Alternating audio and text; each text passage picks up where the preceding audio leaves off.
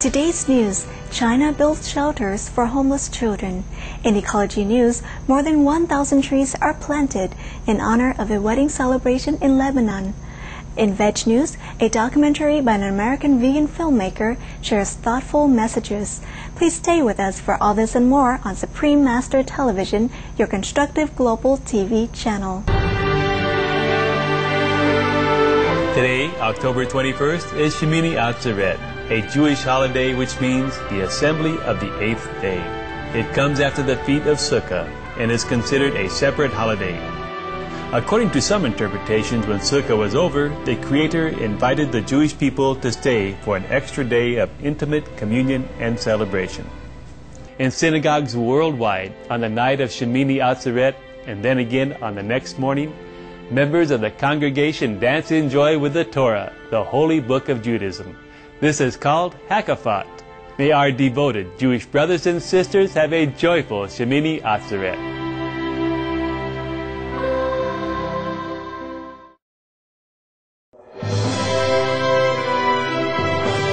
Fly-in news, the birds in my life and the oneness of all beings. The German and French language versions of Supreme Master Ching Hai's #1 international best-selling book were recently premiered at the International Frankfurt Book Fair in Germany. Readers of many varied backgrounds commented on their delight in discovering its contents.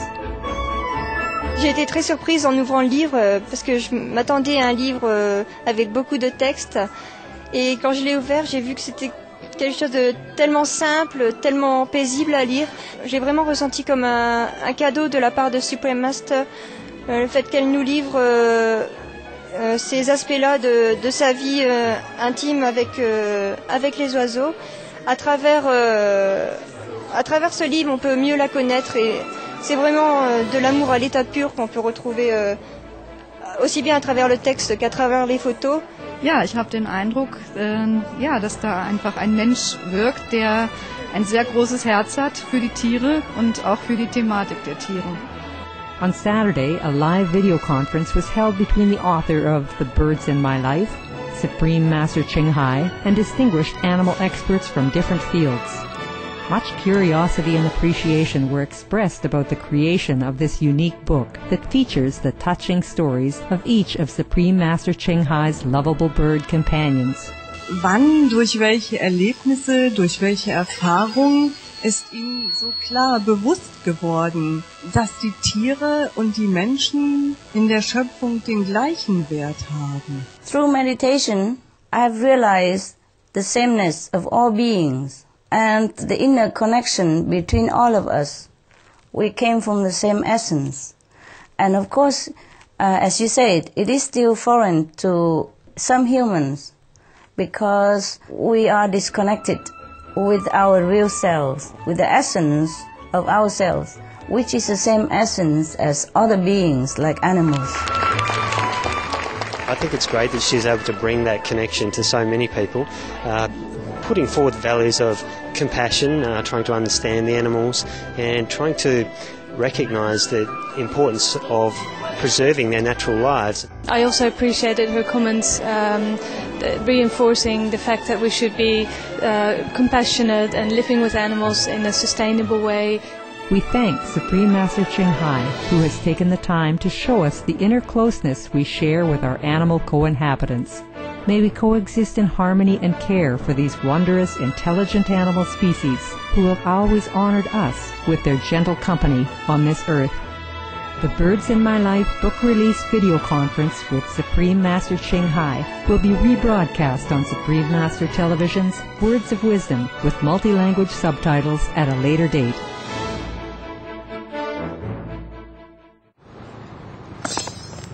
Earthquake in central Indonesia. Residents rushed out of their homes for safety as Indonesia's Sulawesi Island felt a strong earthquake of 6.0 magnitude in the early afternoon on Monday. A local citizen said the earthquake was so strong that people who were standing were tossed about. Fortunately, local officials reported no damages or injuries. We are most thankful for the safety of the Sulawesi Island residents. May traumatizing disruptions as these be minimized through our more caring stewardship of the planet. Displaced residents returned to Georgia. The United Nations High Commission for Refugees, or UNHCR, reported that over 20,000 Georgians have returned to their homes since peace has been reestablished in the region. The organization is also building permanent housing for about 5,000 people. We are happy to hear of such good news for the people of Georgia. We pray that all residents can soon resume to their normal lives in a secure and peaceful land. Italy supports Pakistan and strengthens bilateral relations. Pakistan Prime Minister Syed Yusuf Reza Gilani and Italian Foreign Minister Franco Frattini met on Monday in Islamabad to discuss their country's collaboration in areas of education and trade, as well as promoting regional stability in South Asia. Minister Gilani expressed his country's thanks for Italy's recent forgiveness of a $1 million debt, which has been converted into funds for healthcare and education projects in Pakistan. The two ministers also agreed that expanded commercial ties and cooperation were goals of both nations. Our warm congratulations, Your Excellencies, Italy and Pakistan, on the strengthening of your amicable relations. May your continued collaboration bring abundant benefit to the people of both nations. Iraq welcomes delegation from Bahrain. Bahrain's Foreign Minister, Sheikh Khalid bin Ahmed bin Mohammed Al Khalifa, and a delegation arrived in Iraq on Saturday, where they were greeted by Iraqi Prime Minister Nouri al-Maliki. Minister Khalifa, who will be holding talks with Iraq's Foreign Minister, Hoshar Zebari, issued a statement saying the visit was to convey the support of the Kingdom of Bahrain to the Iraqi people, with wishes for stability, national unity, and peace. Our accolades, Iraq and Bahrain, on this fruitful enhancement of your nation's diplomatic ties. Allah's blessings for your friendship to blossom in shared understanding and tranquility. Sister Emanuela fondly remembered. Roman Catholic nun, Sister Emanuela, who dedicated her life to God and assisting the less fortunate, passed away on Monday. Just 1 month shy of turning 100, Sister Emanuela lived a fruitful life that is best remembered for her charitable works that raised millions of dollars for schools and hospitals in northern Africa through her organization, Association Sur Emanuela, or ASMAE. In 1971, touched by the plight of children who collected garbage in Cairo, she was given permission by her congregation to live in Egypt to help improve the children's living conditions. Over the next 20 years, she created schools, clinics, and gardens for them. French President Nicolas Sarkozy said, "She was a woman of high convictions, but also one of action. We miss her already."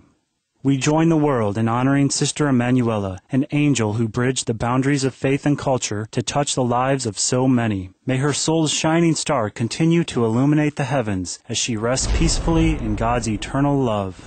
UK mandates graphic packaging depictions of smoking harms. The decision came after an estimated 90,000 people called the country's smoking helpline when written warnings, such as "smoking kills," were first published on the cigarette packages 5 years ago. With 2007 seeing more than 87,000 smoking-related fatalities, the country's Department of Health says that research has shown graphic images on cigarette packages may be more effective in encouraging people to quit. To take UK statistics as an example, it's estimated that 1 bar worker a week dies from second-hand smoke. Now, if that were in any other industry, in any other work of life, and there was a known source of carcinogens that were killing people on that scale, they wouldn't hesitate to take every sensible action they could possibly do. Our respectful salute, United Kingdom, and all others involved for your wise leadership in implementing these clear measures to protect citizens' health. We wish the latest initiative every success in freeing all people from the harmful effects of tobacco for the health and happiness of both themselves and their loved ones. More smoking bans implemented worldwide. In the U.S. state of Pennsylvania, University Chancellor John Kavanaugh has interpreted a statewide smoking ban policy to apply comprehensively and has now prohibited smoking from 14 state universities, with smoke-free environments that include outdoor courtyards, parking lots, and athletic fields. In Dane County, Wisconsin, smoking has been banned in unincorporated areas for all workplaces, bars, and restaurants. And in Croatia, where an estimated 10,000 lives are lost to tobacco each year, public institutions and workplaces throughout the nation are going smoke-free. Health risk warnings will also be required to cover 40% of the back of cigarette packs. Chancellor Kavanaugh, Dane County, Wisconsin, and Croatia, we send our sincere appreciation for your wise initiatives that safeguard the well-being of the public. May our world soon be free of damaging substances such